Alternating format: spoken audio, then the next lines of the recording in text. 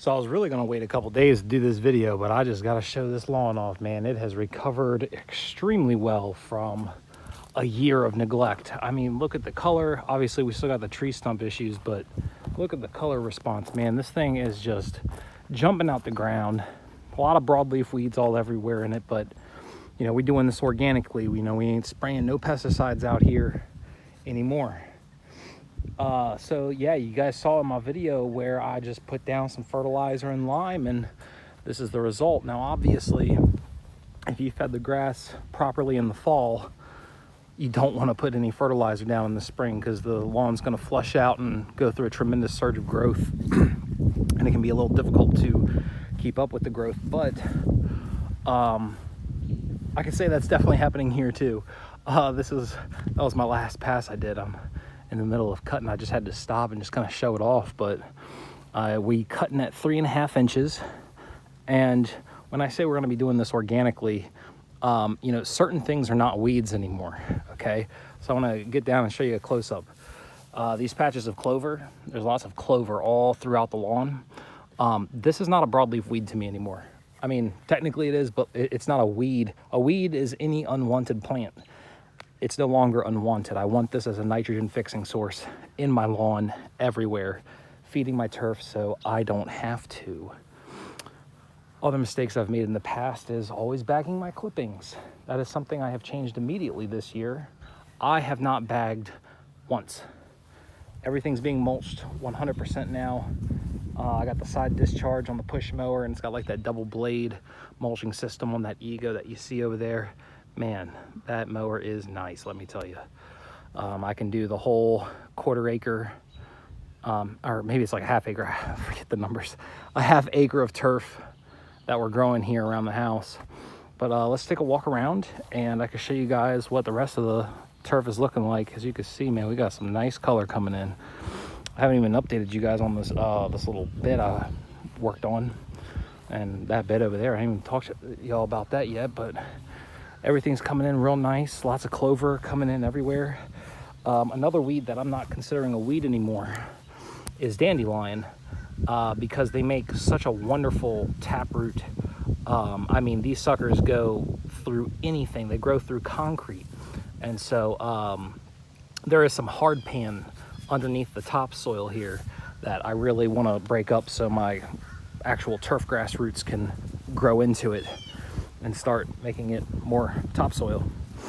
I did sprinkle grass seed in bare areas like this. It's still a little moist, but when I'm done mowing, I'm going to go through and water everything. Just a quick hand watering just to keep the seed wet. I'm not doing any deep watering for maintenance or anything, but back lawn still looking sharp. Still got to fix this whole septic hole, man. This is kind of the big eyesore of the backyard, but all in due time. But yeah, man, it's thick out here, and you know, I've been switching up my mow patterns. I mowed this way and that way. Now we're doing the diagonal mow, and here's another big bare area. Now I just seeded 4 days ago, guys. So there's really, oh, actually, look at that. Let me see if I can focus the camera. There are some little baby grasses coming up, but I've seeded the whole thing. I went over everything, and then I took my garden weasel and I weaseled it in the bad areas. So, man, that is the update on the lawn, man. Some areas are super crazy thick, like this little shady spot right here, man. Look at this. This stuff is nice. Right. Just to kind of give you all perspective on how thick it is. I mean, yeah, there's some weeds in here, but it is thick, man. It is really thick. And so I'm going to finish up the mow, and then I'm going to discuss with you all my thoughts on this whole organic point of view that we're going to be approaching the lawn with. So here's a spot in the front yard. So you can see there's the road. But as you can see, there's a lot of broadleaf weeds all through here. But I want to get down and kind of show you all a little bit closer what everything's looking like. So this is some henbit, old henbit. But as you can see, like, most broadleaf weeds, I want to clarify most, this henbit, this speedwell, most broadleaf weeds are annual. And so they live and die in one season. So the goal is like, why am I going to be spending expensive herbicides, poisoning my soil when they're just going to die in a year anyway? I get that they go to flower and they spread seed, blah, blah, blah. But in the super thick areas of my lawn, there's no weeds. I don't do pre-emergent. I've never actually put a pre-emergent on this lawn ever. Now, obviously, like plants like the clover that I do want growing, those are perennial. And if it is a weed to you, if it is an undesirable plant to you specifically, then yeah, I mean, you kind of have to use a spray to get rid of it. But if it's an annual, guys, like quit poisoning the ground. So I'm gonna let y'all know how this does.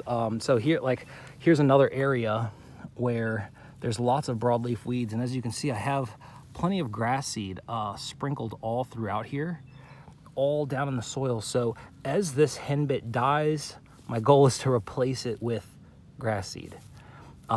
This philosophy works in the spring and in the fall. So that's kind of my goal right now, and trying to approach this organically.